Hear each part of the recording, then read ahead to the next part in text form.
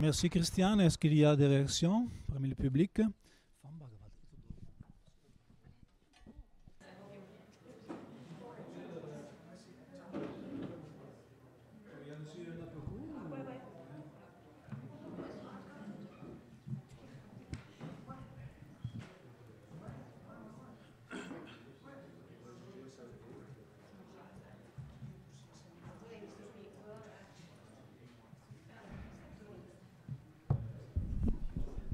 Bien, alors je crois qu'on peut recommencer nos travaux. Maintenant que nous sommes restaurés, ça va être sans doute, on va partir avec une allure importante. Bon, je profite aussi pour, bon, avant tout, j'appelle ici Natalia qui peut me rejoindre, qu'elle continuera avec la deuxième partie. Où est-ce que tu te mets, Natalia? Par là? Ok. Et je disais, oui, mais le micro, c'est pour le... J'essaye de parler à haute voix, voilà. Le micro, c'est pour ceux qui nous suivent de la maison. Et c'est à eux que je veux m'adresser en les invitant encore une fois à participer éventuellement au débat avec des suggestions, des questions, avec tout ce que vous croyez important pour cette journée. Bon, là, on va commencer avec la séance de l'après-midi. Natalia Bizzurina nous va parler du Centre d'études franco-provençales, bien sûr, René Willier, il ne faut pas l'oublier. Il va parler du franco-provençal comme pratique sociale, études comparatives Italie, France, Suisse. À toi, Natalia. Merci. Je dois dire déjà tout de suite que je me trouve dans une situation un peu délicate. Pas parce que je parle après le repas, mais parce que ma contribution, en fait, pour la revue qu'on présente aujourd'hui, a été basée sur une réflexion que j'avais déjà commencée ici même, il y a 2 ans, à une autre conférence de centre. Donc, j'essaierai de ne pas me répéter, mais bon, c'est un peu la suite de la même réflexion. Et justement, donc, c'est la réflexion que j'avais commencée il y a 2 ans et où je finissais mon doctorat à l'université de Sydney, de Bergame et de Perpignan. Donc, tout en collaborant avec le centre. Donc, pour ma contribution pour la revue, je suis partie du constat que le franco-provençal est traditionnellement resté un objet d'étude de dialectologue. Donc, on connaît désormais plusieurs choses sur la structure de la langue, si l'on veut, mais on pouvait observer jusqu'à présent un manque presque total des études, non pas sur la langue même en tant que structure, mais sur les usages que les locuteurs en font, sur la société qui parle cette langue et sur les représentations linguistiques. Donc, je suis partie... la question centrale que je me posais, disons, en partant pour cette étude en particulier, c'était de savoir ce que les locuteurs font avec la langue et ce que ça représente pour eux.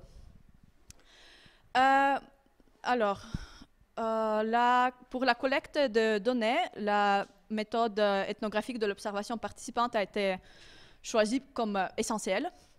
Donc, j'ai vécu dans les 3 pays. C'était, je pense, à l'époque où je travaillais sur l'article pour International Journal of Sociology of Language. Ça faisait 10 mois en Suisse, 6 mois en France et peut-être une année au total au Val d'Ost. Maintenant, ça fait plus. J'étais partie de là.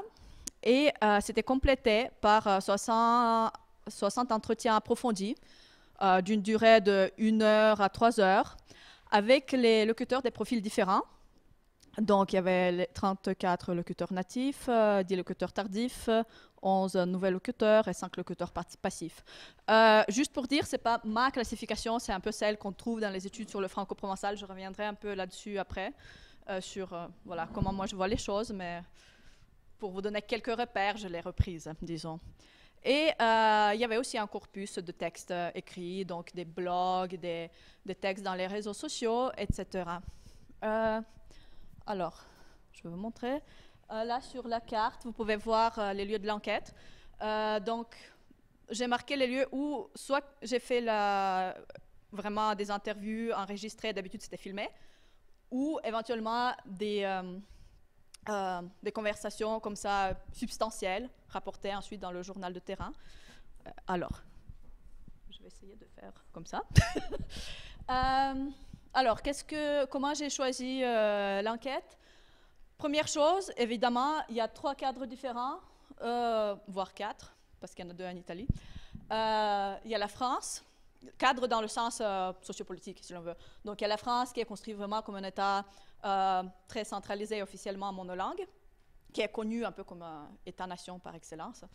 La Suisse, en vert ici, tout le contraire, donc une confédération très décentralisée avec une grande autonomie des cantons, et officiellement plurilingue, même si en réalité les cantons francophones qui nous intéressent ici en premier lieu ont largement emprunté l'idéologie française.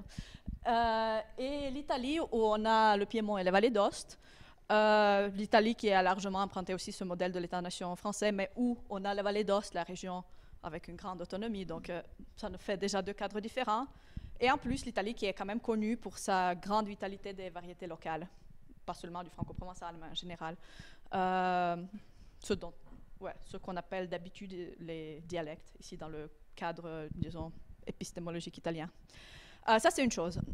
Deuxième chose, j'ai voulu, à part les cadres différents, qui permettent déjà de voir, en fait, s'il y a les différences liées à la structure de la société, je voulais voir aussi des localités avec des différents types de l'organisation sociale et socio-économique.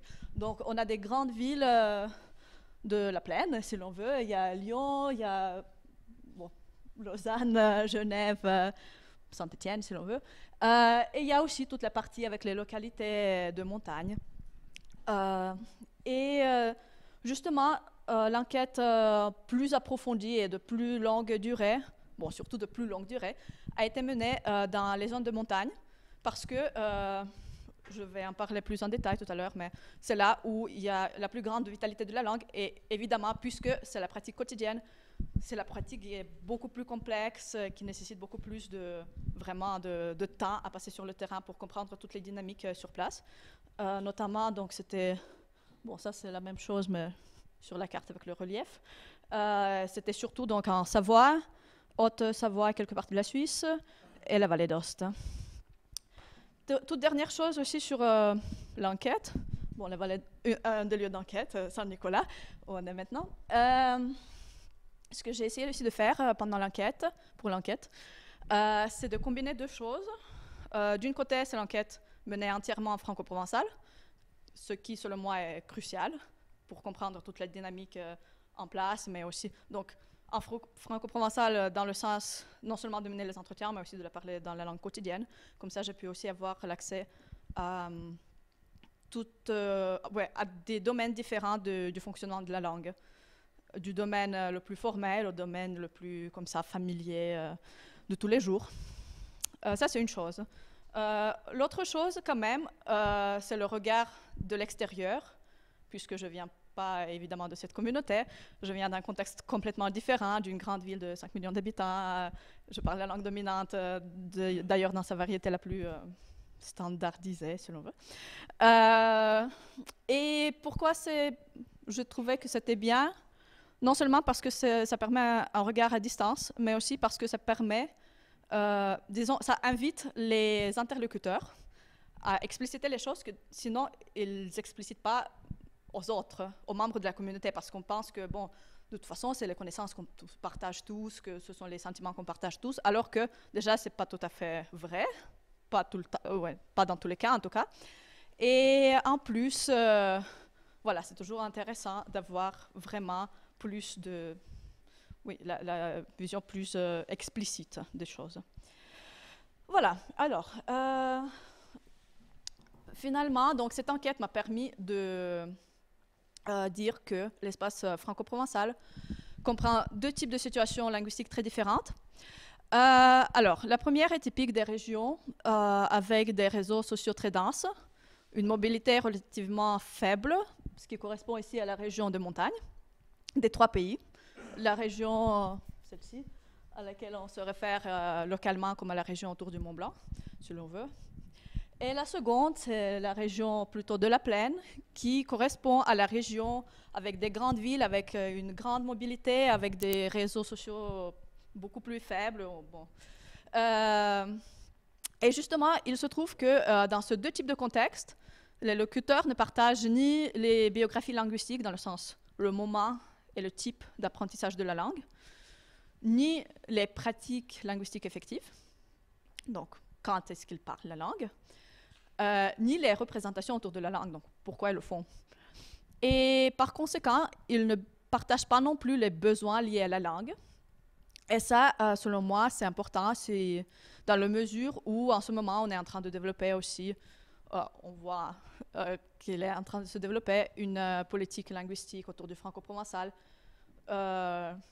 qui peut-être prend en compte l'unité, disons, structurelle de la langue, mais quand même, il faudrait aussi prendre en compte les besoins que les locuteurs ont selon les régions différentes. Alors, je ne vais pas décrire toutes les particularités de ces deux types, parce qu'on n'a pas évidemment le temps pour le faire, mais je vais juste annoncer quelques particularités dont je parle dans mon article. Alors, première chose, il y a la tradition de parler de la situation linguistique de franco-provençal comme d'une situation diglossique. Il faut dire quand même qu'aujourd'hui c'est faux. C'est faux partout, dans la mesure où dans aucun de contexte le bilinguisme n'est plus généralisé. À l'échelle de la société, il n'existe plus de répartition claire entre les situations où on parle uniquement une langue et seulement celle-ci, seulement le franco-provençal, seulement le français, seulement l'italien, etc. Il n'existe pas des fonctions exclusives auxquelles une de ces langues serait cantonnée. C'est-à-dire qu'au niveau des représentations, il y a toujours cette idée qui persiste que ce serait un registre familier pour parler de la vie agropastorale, en gros. Par contre, on va prendre le premier contexte, celui des montagnes, donc je parlerai de l'exemple de la vallée d'Aoste. Si on prend la vallée d'Aoste, socialement, historiquement, le franco-provençal était plutôt associé aux paysans, tandis que le français était associé à la bourgeoisie de la ville.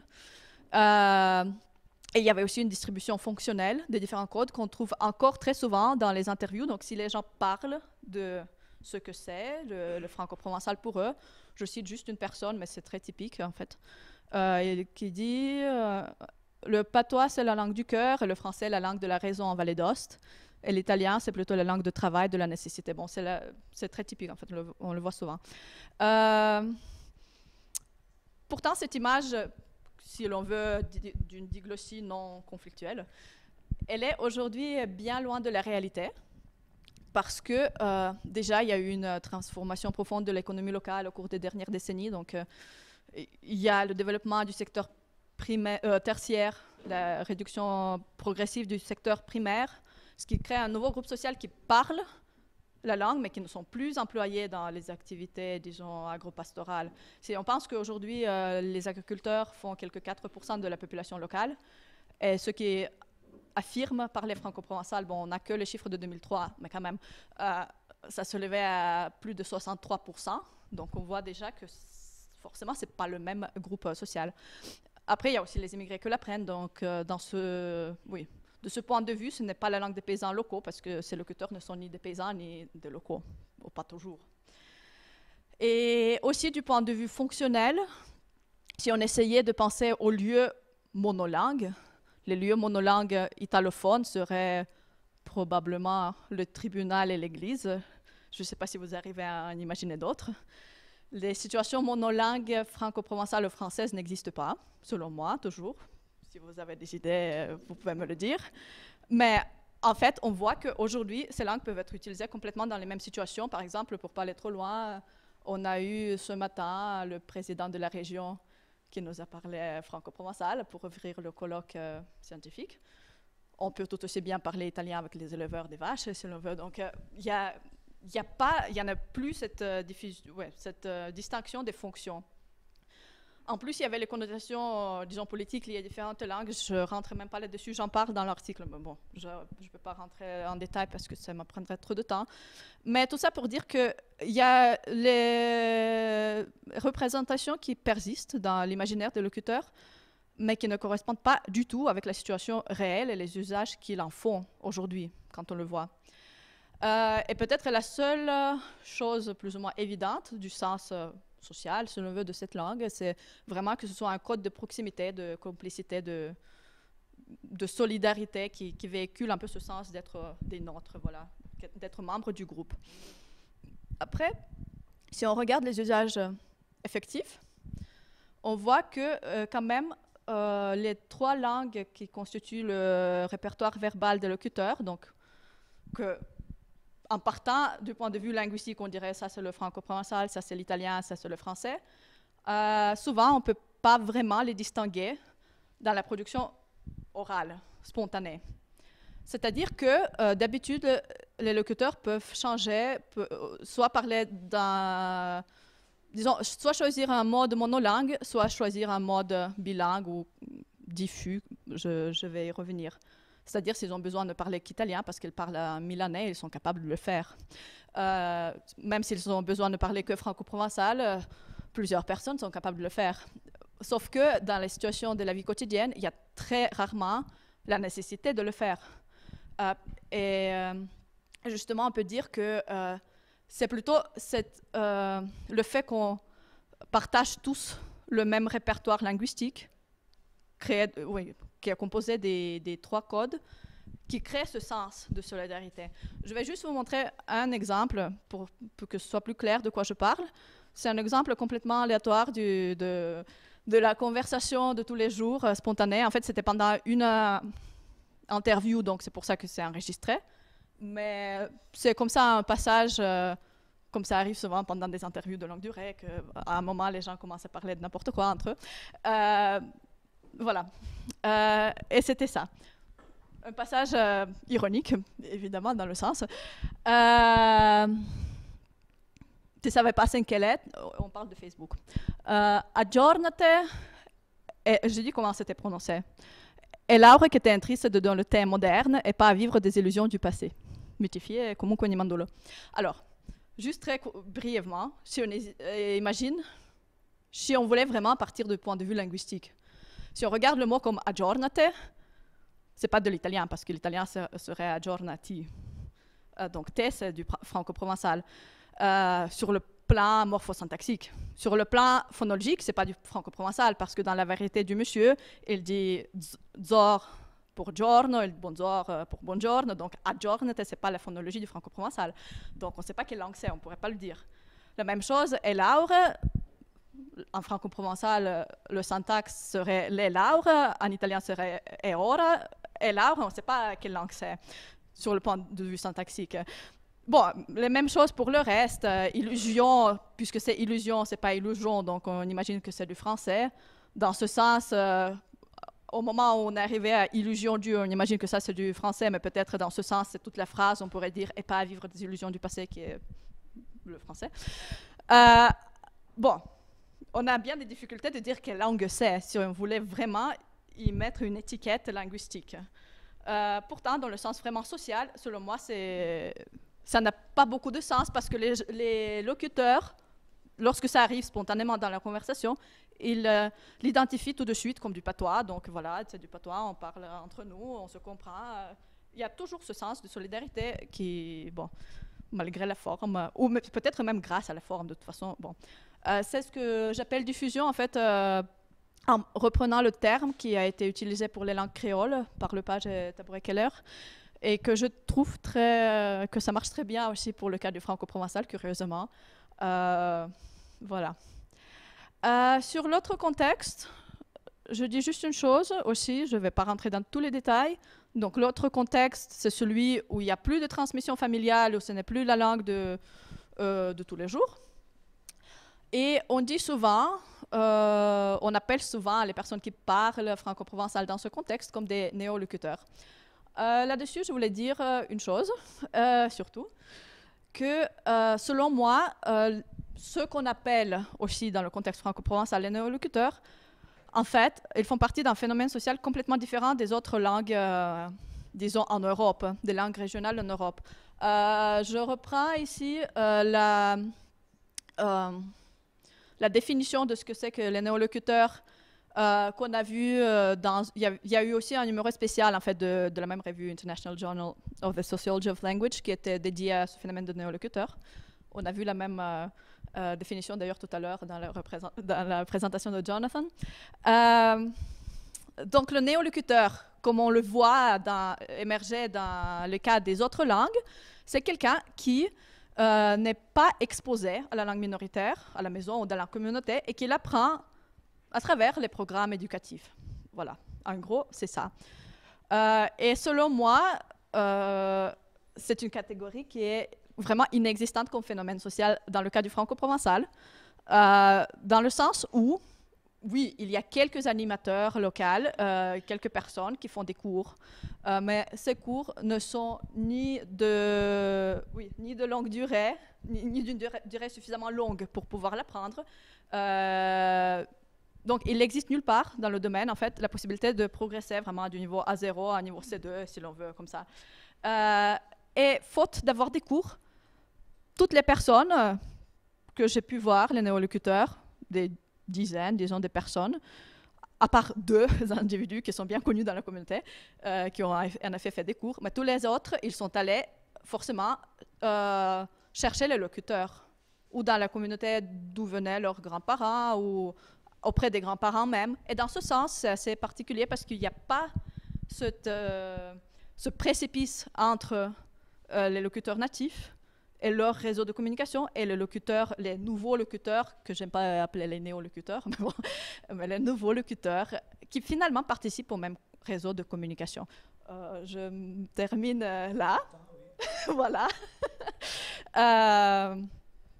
Bon, je vous remercie de votre attention. Je termine vraiment là. J'ai vu que c'était le temps.